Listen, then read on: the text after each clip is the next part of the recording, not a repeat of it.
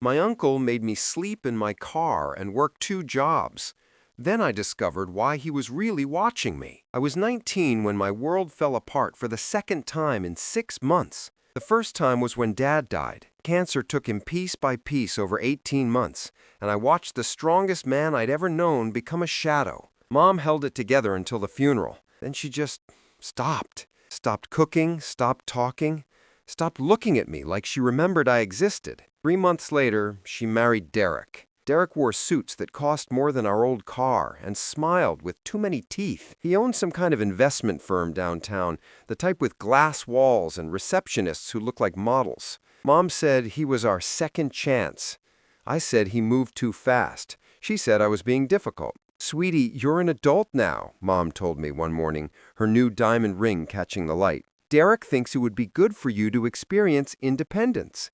His sister Lisa lives in Chicago, and she's agreed to take you in while you finish college there." Take me in?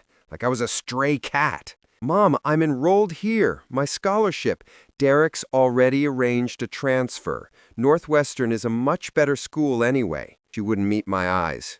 "Lisa's excited to have you. You'll love Chicago." I didn't love Chicago. Aunt Lisa lived in a brick townhouse in Lincoln Park with her husband Marcus and their 2 kids, Michael and Rebecca. Michael was 21, studying business at DePaul when he bothered to show up. Rebecca was 17, pretty in that calculated Instagram way, with perfect highlights and a permanent sneer. "So you're the charity case," Rebecca said when I arrived with my 3 suitcases.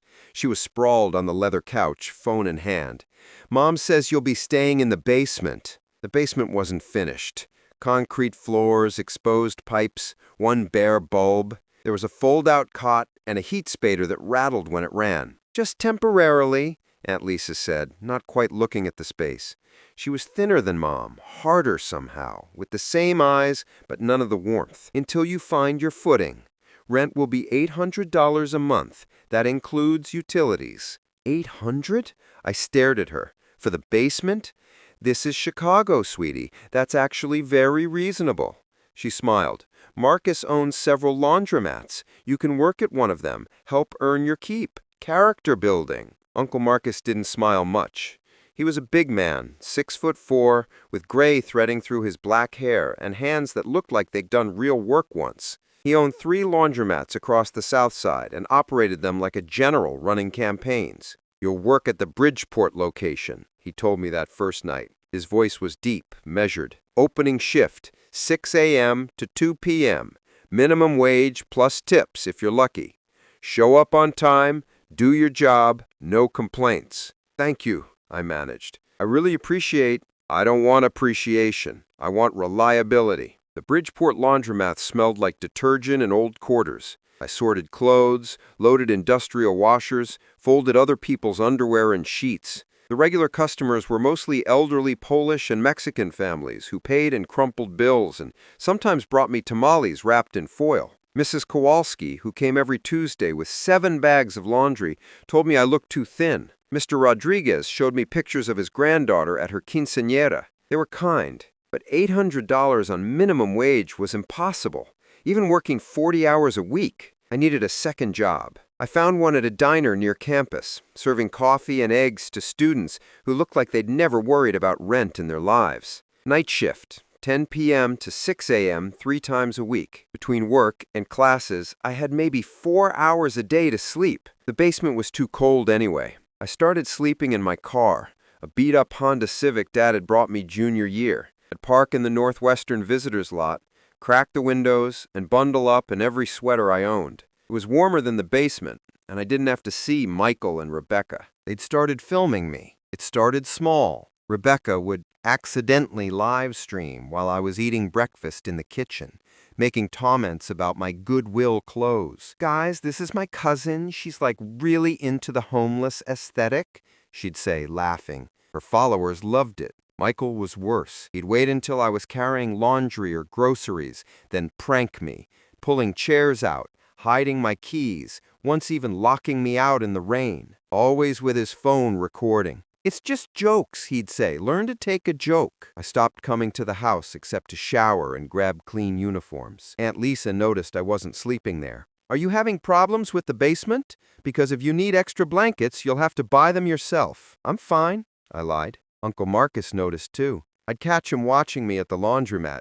Not obviously, but I'd feel his eyes and look up to see him studying me from his office window. He'd show up unannounced, inspect the machines, check the register, and leave without a word. Sometimes he'd come at 6 a.m. sharp, watching as I unlocked the doors. Sometimes at closing, when I was dead on my feet, counting quarters with fingers that wouldn't stop shaking from exhaustion. Mrs. Kowalski asked if I was okay one day. "You sleep?" she said in her thick accent, concern creasing her face. "You look like Ghost." "I'm fine," I said again. The lie was getting easier. 3 months in, I fell asleep during a lecture. Professor Williams woke me up after class, concerned. "Are you all right? Do you need to talk to someone?" "Just tired, working a lot." "How much is a lot?" I didn't answer. He directed me to student services. They had resources, he said. Emergency housing assistance. I was too proud to take it. Dad had taught me to work for what I needed, to never accept handouts. I'd figure it out. 4 months in, I got sick. Not regular sick. The kind where your body finally waves a white flag. I worked my shift at the laundromat with a fever of 102 degrees, then crawled into my car and shook for 6 hours, too weak to drive to the diner. I called in. They fired me. I cried in that car for the first time since Dad's funeral. Not quiet tears, but the ugly, gasping kind that hurt your chest. I'd lost a third of my income. Rent was due in 5 days. I had $342 in my account. That night, Uncle Marcus knocked on my car window. I nearly jumped out of my skin.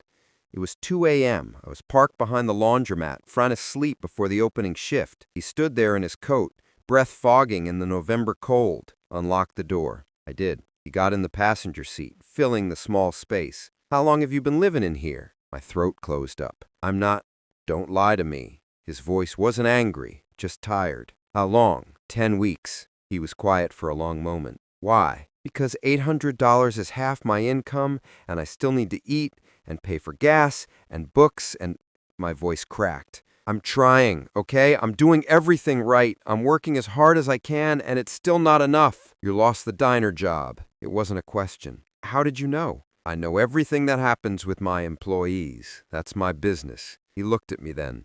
Really looked, and something shifted in his face. "Your father, what did he do?" The question caught me off guard. "He was a machinist, worked for the same factory for 22 years. Good man? The best man." He nodded slowly. "He'd teach you to work hard, not complain?" "Yes, that's what I thought. I've been watching you, girl. 4 months you haven't been late once. Haven't stolen, haven't slacked off. You fold clothes like you're being graded on it. Mrs. Kowalski told me you helped her carry your bags to her car every week. I think you don't notice these things?" I didn't know what to say. "I've been testing you," he said. "Seeing what you're made of. Some people crumble under pressure. Some people find excuses. You just worked harder." He pulled an envelope from his coat. "There's an apartment above the laundromat. Previous tenant moved out last month. 1 bedroom, furnished, heat included. It's yours." I stared at the envelope. I can't afford $400 a month. You'll also get a raise. $15 an hour, plus I'm making you assistant manager. You'll close 3 nights a week. Gives you more hours." He met my eyes. "Your aunt is charging you $800 for a concrete hole. I'm charging you $400 for an actual apartment. You're going to tell me that doesn't make sense?" "Why?" I whispered. "Why would you do this?" His jaw tightened. "Because I know what it's like to be tested by family, and I know what happens when people like Lisa get too comfortable." He handed me the envelope. Keys and a lease, I realized. "Move in tomorrow, and keep your eyes open." "For what?" "You'll know when you see it." The apartment was small but warm, with actual walls and a real bed. I cried again that night, but from relief this time. Mrs. Kowalski brought me a pot of Bigos to celebrate. Mr. Rodriguez's wife sent over fresh tortillas. The regulars at the laundromat were happy to see me promoted. Michael and Rebecca weren't. "Michael's giving you a raise?" Michael said when he visited the laundromat, incredulous. "Are you kidding me?" "Assistant manager, too," I said, focusing on my work. "That's such bull. He won't even help me with my tuition. But little Miss Foamless gets special treatment." "Maybe because she works," Uncle Marcus said from his office door. Michael went pale. "You want a raise? Show up on time, learn the business, prove you're worth investing in." Whatever, Michael muttered and left. Rebecca posted about it. My dad literally gave our homeless cousin a promotion while his own kids get nothing. Guess being pathetic is a career strategy now. I blocked her. But Uncle Marcus's words stuck with me. Keep your eyes open. I started noticing things. Aunt Lisa visited the laundromat sometimes, always when Uncle Marcus wasn't there. She'd go straight to his office, spend 20 minutes inside, then leave. Once, I watched her photograph papers on his desk. Derek called the house phone sometimes. I answered once by accident, and he hung up immediately, but not before I heard him say, "Lisa, we need to talk about the accounts." Michael started asking questions about the business. Revenue, profit margins, how much cash Uncle Marcus kept on hand. "Just curious," he'd say. "Dad wants me to learn." Uncle Marcus didn't want him to learn. He'd explicitly said Michael wasn't ready. I started keeping notes, dates, times, what I saw. It felt paranoid, but something was wrong. 6 months after I'd moved to Chicago, I was closing the laundromat on a Friday night when I heard voices in the office. Uncle Marcus and Aunt Lisa. "I need access to the business accounts," she was saying. "We're family, Marcus. Why won't you add me as a signer?" "Because they're my business accounts, Lisa, not family accounts. Derek said you're being unreasonable. He just wants to help you invest the profits more efficiently." "Derek?" Marcus' voice went cold. "Your husband who you married 6 months after meeting him? That Derek? How dare you? How dare I question why my sister's new husband is suddenly interested in my finances? How dare I wonder why you're taking photos of my tax returns?" Silence. "I don't know what you're talking about," Lisa said. "Get out of my office and tell Derek he can take his investment advice straight to hell." I heard footsteps. I'd barely ducked behind the counter when Aunt Lisa stormed out, face tight with rage. That night, I told Uncle Marcus what I'd been noticing. The phone calls, the questions, the photographs. His expression didn't change, but his hands clenched. "I need you to do something for me. Michael's birthday is next month. Lisa's throwing a party at the house. Big celebration, all her friends. She'll want me to make a speech, toast the family." He looked at me. "I need you to be there with a recording device. Can you do that?" "What are you expecting to find?" "The truth." His voice was granite. "I think your stepfather and my wife are planning to rob me. I think they've been planning it since before your mother married him. I need proof." My stomach dropped. "Mom, does she know?" "I don't think so. I think she's a mark too." He put a hand on my shoulder. "Your father was my best friend. We served together overseas before I started the laundromats. He asked me to look after you if anything happened to him. I'm sorry I waited so long to step in." "You knew my dad?" "Knew him? He saved my life in Kandahar. Took shrapnel meant for me. That's why I've been testing you. Wanted to see if you had his backbone. You do." The birthday party was lavish.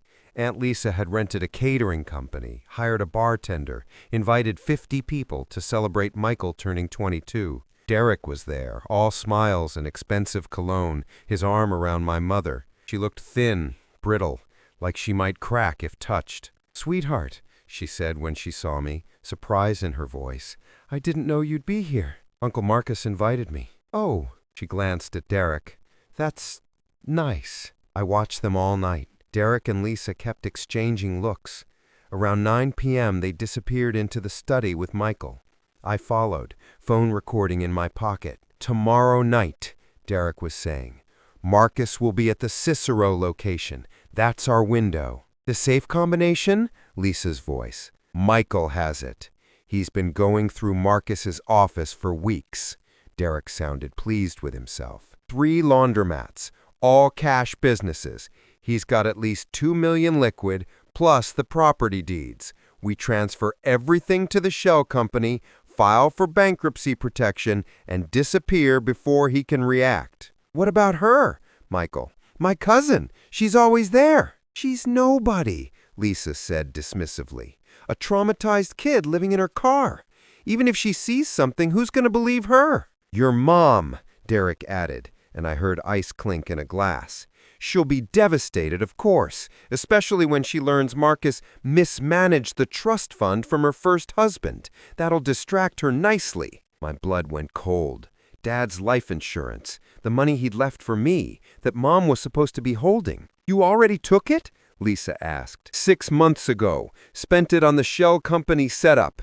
Don't worry, she'll never know. I backed away, heart hammering, and walked straight into Uncle Marcus. He'd heard everything. His face was carved from stone. Good work, he said quietly, taking my phone. Now go get your mother and bring her outside. She needs to hear this. The next 20 minutes were chaos. Uncle Marcus played the recording. Mom went white, then gray, then started screaming. Derek tried to run. Michael swore and knocked over a chair. Lisa started crying, claiming she'd been manipulated, that it was all Derek's idea. Uncle Marcus had already called the police. They arrested Derek and Lisa at the party, in front of all their guests. The charges were fraud, embezzlement, conspiracy to commit theft. Michael was questioned but not arrested. Uncle Marcus said he was a stupid kid, not a criminal. Rebecca locked herself in her room and didn't come out for 3 days. Mom had a breakdown, a real one, not like after Dad died. She stopped talking, stopped eating. Derek had been using her, and she'd let him drive me away in the process. She checked into a treatment facility the following week. "I'm so sorry," she said before she left, holding my hands. "I lost your father, and I lost myself. I was so weak." "You're not weak," I told her. "You were grieving. People like Derek, they see that and they take advantage. He took your father's money, your future. I'm still here. I'm okay." And I was. Tired, angry, but okay. "Get better, Mom. That's all I need." Michael and Rebecca came to the laundromat 2 weeks after the arrests. "We need jobs," Michael said. He looked terrible, like he hadn't slept in days. "Dad won't bail us out, says we need to learn responsibility." "About time," Uncle Marcus said. He was behind the counter reading the paper. "You can start tomorrow, 6 a.m. Opening shift, minimum wage." "That's what you paid her," Rebecca protested. "That's right. And she earned every raise after that." He looked at them over his reading glasses. "You want more? Work for it." They did. It was awkward at first. Michael couldn't fold a shirt to save his life. Rebecca complained about the smell. But gradually, something shifted. They saw how hard the work was, how the regulars treated me like family, how Uncle Marcus ran his business with precision and fairness. They started asking questions. Real ones, not schemes. They started showing up early. Mrs. Kowalski brought them pierogi. Mr. Rodriguez taught Michael some Spanish. Rebecca stopped posting mean things online and started posting about learning the family business. Uncle Marcus watched it all with quiet satisfaction. "Your father would be proud," he told me one night after we'd closed. "You took what could have broken you and used it to build something better." "I learned from the best," I said. He smiled. "Marcus taught you business. Your father taught you character. Don't confuse the two." 6 months later, Uncle Marcus made me manager of all 3 laundromats. Michael handles the finances now, properly supervised. Rebecca runs social media and customer outreach. We're a team, weirdly enough, a real family, built on work and trust instead of manipulation. Mom got out of treatment and divorced Derek while he was awaiting trial. She moved to Chicago, got a small apartment, started therapy. We have coffee every Sunday. She's rebuilding herself, slowly. It's painful to watch, but also beautiful. Derek got 7 years. Lisa got 5. Mom didn't cry when the sentencing came through. I married a monster because I couldn't face being alone. "You're not alone," I told her. "You've got me." I'm 21 now, still working at the laundromats, still taking classes. Uncle Marcus is teaching me everything about business ownership, profit margins, tax law, employee management. He says when he retires, the whole operation is mine if I want it. I think about Dad sometimes, about what he'd say if he could see me now. Would he be disappointed I'm running laundromats instead of pursuing some fancy career? I don't think so. He always said honest work was honorable work. He'd like Uncle Marcus, would appreciate how he tested me, pushed me, then caught me when I needed it. The apartment above the Bridgeport location is still mine. It's filled with things now. Plants from Mrs. Kowalski, photos from Mr. Rodriguez, a quilt Rebecca made in a rare domestic moment. It's warm and safe and paid for with my own money. Sometimes I still drive past Northwestern's campus and wonder about the life I could have had if things were different, if Dad hadn't died, if Mom hadn't fallen apart, if Derek hadn't been a con artist. But then I think about Mrs. Kowalski's smile when I help her with her bags, about Michael actually showing up on time now, about Uncle Marcus's gruff pride when I solve a problem on my own. This life isn't what I planned. It's harder, stranger, built from concrete floors and cold cars and 70-hour work weeks, but it's mine. I earned every piece of it. And somewhere, I think Dad's watching, proud that his daughter knows how to work, how to endure, how to turn tests into triumphs. The laundromat opens at 6 a.m. tomorrow. I'll be there early, keys in hand, ready for whatever comes next. That's what we do. We show up. We do the work. We build something worth keeping, just like Dad taught me. Related comments. Your uncle is a real one. My grandfather did something similar when I was 18. Made me work in his auto shop for peanuts, had me changing oil in 100-degree heat while my cousins got office jobs. I thought he hated me. Turns out he was teaching me the business from the ground up because he knew I was the only one who wouldn't sell it the second he died. He left me the whole thing. Your dad and uncle both saw something in you that your mom couldn't see through her grief. That's powerful. Comment. So your uncle just happened to know your dad from the military, and your mom just happened to marry into a family planning to rob him, and they just happened to confess everything while you were recording? This reads like a Hallmark movie. I'm not saying it's fake, but the coincidences are stacking pretty high here. Also, $800 for a basement in Lincoln Park is actually cheap for that neighborhood. Just saying. Author. I get why it sounds convenient. But Marcus was at my dad's funeral. That's how my mom reconnected with Lisa in the first place. The military connection isn't random. They stayed close after service. And trust me, $800 for an unfinished basement with no bathroom wasn't the deal you think it was. But yeah, I got lucky with the timing of that recording. Sometimes life works out. Comment. The part about sleeping in your car hit different. I did that for 4 months during college, parked behind a Walmart because campus security kept kicking me out of the lots. Nobody talks about how many students are actually homeless. We just pretend everyone has a dorm or apartment. You kept going to class, kept working, didn't drop out. That takes serious strength. Glad your uncle saw it. Comment. I might be alone here, but I think your uncle was kind of cruel. He watched you suffer for months, knew you were sleeping in your car, and just tested you instead of helping immediately? I understand wanting to see if someone has work ethic, but there's a difference between testing and letting someone freeze in a Honda Civic. He could have given you the apartment on day one and still taught you the business. The whole "I was watching you struggle to see if you deserved help" thing doesn't sit right with me. Comment. Did Michael ever explain why he went along with it? Like, was he actually trying to steal from his own dad, or did Derek manipulate him too? Because there's a huge difference between a 21-year-old being greedy and a 21-year-old being manipulated by his mom's schemes. You said he wasn't arrested, which makes me think even the cops saw him as more stupid than criminal. Just curious how that whole dynamic played out after everything. Author. Michael was definitely manipulated, but he also made his own choices. His mom convinced him that Marcus was holding out on the family and that Derek was going to invest the money properly. He's ashamed of it now. We've talked about it a few times, and he's genuinely trying to make it right. Not excusing what he did, but he was young, and his mom knew how to push his buttons. Comment. The fact that your mom married someone 3 months after your dad died should have been the first red flag. I lost my husband 2 years ago, and I can barely think about dating, let alone marriage. She was definitely targeted by Derek because predators can smell grief. They know when someone's vulnerable. I hope she's doing better now because that kind of manipulation leaves scars.